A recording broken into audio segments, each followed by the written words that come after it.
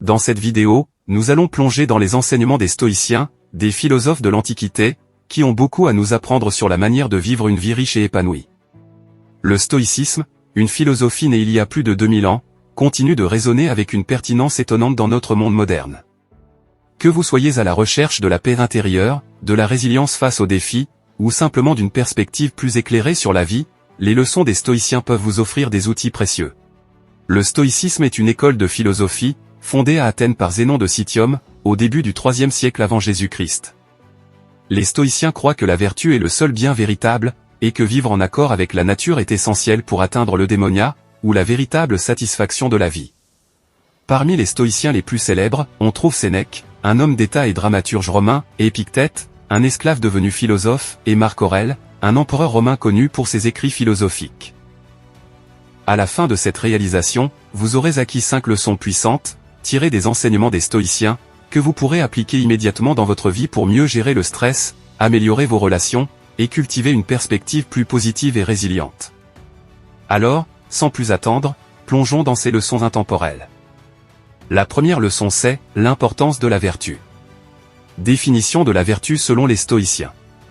Pour les stoïciens, la vertu est le bien suprême, la clé d'une vie heureuse et accomplie. La vertu, pour eux, englobe des qualités telles que la sagesse, le courage, la justice et la tempérance. C'est par la pratique de ces vertus que nous atteignons l'excellence morale et que nous nous rapprochons de la véritable tranquillité d'esprit. Exemple historique, Marc Aurèle. Marc Aurèle, l'un des empereurs romains les plus respectés, est également l'un des plus grands philosophes stoïciens. Dans ses Pensées pour moi-même, il écrit souvent sur l'importance de la vertu et de la morale. Malgré son immense pouvoir, il s'efforçait de vivre une vie vertueuse, guidée par des principes stoïciens, et cherchait à gouverner avec justice et sagesse. Son engagement envers la vertu est un exemple puissant de la manière dont ces principes peuvent être appliqués dans la vie quotidienne, même dans les circonstances les plus exigeantes. Pour intégrer la vertu dans votre vie quotidienne, commencez par identifier les valeurs qui sont importantes pour vous. Demandez-vous, quelles sont les qualités que je respecte le plus chez les autres, et que j'aimerais voir davantage en moi-même? Faites un effort conscient pour incarner ces valeurs dans vos actions quotidiennes. Par exemple, si vous valorisez la justice, cherchez des moyens d'être plus équitable dans vos interactions. Si vous valorisez le courage, affrontez vos peurs et prenez des initiatives, même lorsque cela vous met mal à l'aise. En faisant de la vertu une priorité, vous vous rapprochez d'une vie plus satisfaisante, et plus alignée avec les enseignements stoïciens. La deuxième leçon c'est de contrôler ce que l'on peut contrôler. Explication de la dichotomie du contrôle, les stoïciens enseignent que nous devons nous concentrer uniquement sur ce que nous pouvons contrôler, et accepter ce que nous ne pouvons pas. Cette dichotomie du contrôle est au cœur de la philosophie stoïcienne. Selon Épictète, ce qui est sous notre contrôle inclut nos pensées, nos actions, et nos attitudes. En revanche, des choses comme les opinions des autres, les événements externes, et même notre propre santé, ne sont pas entièrement sous notre contrôle. Anecdote d'Épictète, Épictète, qui était un esclave avant de devenir un philosophe renommé, illustre parfaitement cette leçon. En tant qu'esclave, il n'avait aucun contrôle sur sa liberté, ou les conditions de sa vie quotidienne. Pourtant, il a choisi de concentrer son énergie sur ce qu'il pouvait contrôler, ses pensées et ses réactions. Il a enseigné que, bien que nous ne puissions pas contrôler ce qui nous arrive, nous avons le pouvoir de contrôler notre réponse à ces événements. Cette perspective lui a permis de maintenir sa dignité, et sa paix intérieure, même dans des circonstances difficiles. Pour appliquer cette leçon dans votre vie, essayez de pratiquer la distinction entre ce qui est sous votre contrôle, et ce qui ne l'est pas. Lorsque vous êtes confronté à une situation stressante, demandez-vous, qu'est-ce que je peux contrôler ici? Concentrez-vous sur vos actions et vos attitudes. Par exemple, si vous avez un conflit avec quelqu'un, vous ne pouvez pas contrôler leur comportement, mais vous pouvez contrôler votre propre réaction. En vous focalisant sur ce que vous pouvez influencer, vous réduirez votre stress, et augmenterez votre sentiment de maîtrise sur votre vie. Si vous appréciez ce contenu, et que vous souhaitez en apprendre davantage sur la philosophie stoïcienne, et d'autres sujets inspirants, n'oubliez pas de vous abonner à notre chaîne, et activer les notifications pour ne rien manquer. La troisième séance, c'est d'accepter le destin, concept d'amor fati, qui signifie l'amour du destin, est un principe central du stoïcisme.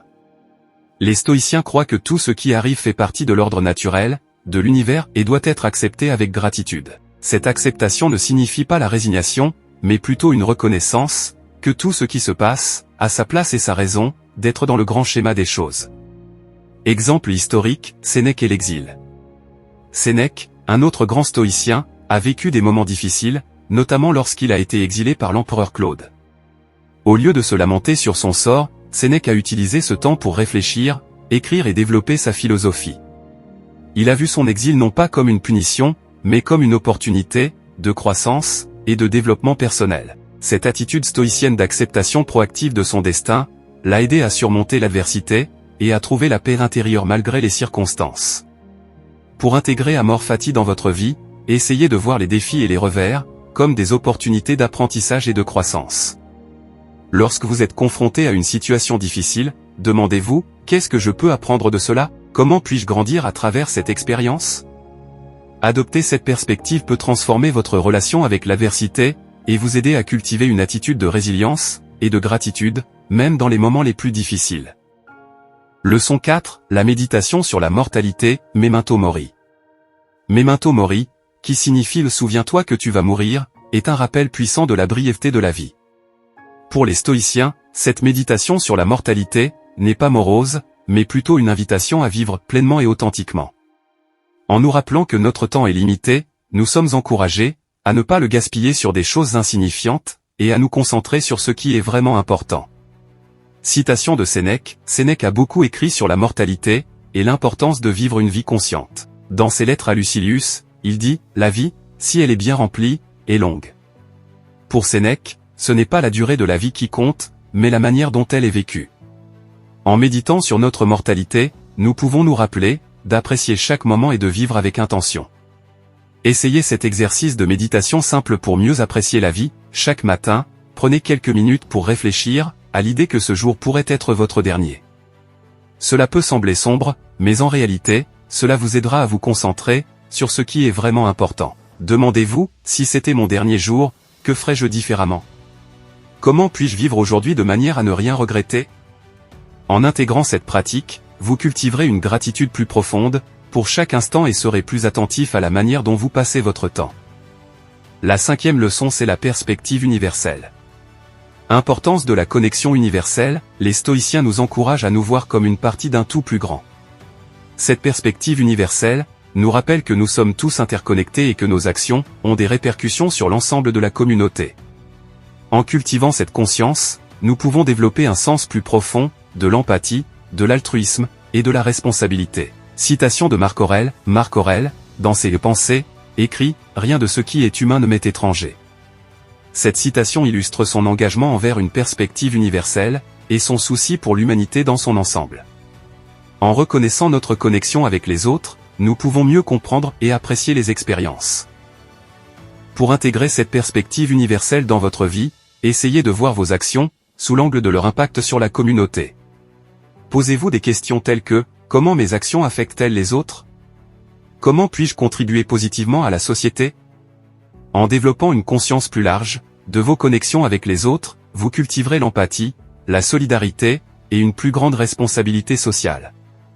Les enseignements des stoïciens nous offrent des outils précieux pour mener une vie plus vertueuse, résiliente et pleine de sens. En intégrant ces 5 leçons, l'importance de la vertu, la dichotomie du contrôle, l'acceptation du destin, la méditation sur la mortalité et la perspective universelle, vous pouvez transformer votre quotidien et affronter les défis avec une attitude plus sereine et positive. Merci d'avoir regardé cette vidéo. Partagez-la avec vos amis et laissez-nous un commentaire ci-dessous pour nous dire quelle leçon vous avez trouvé la plus utile. À bientôt pour une nouvelle exploration de la sagesse des stoïciens. Et comme toujours, ensemble, faisons grandir nos rêves.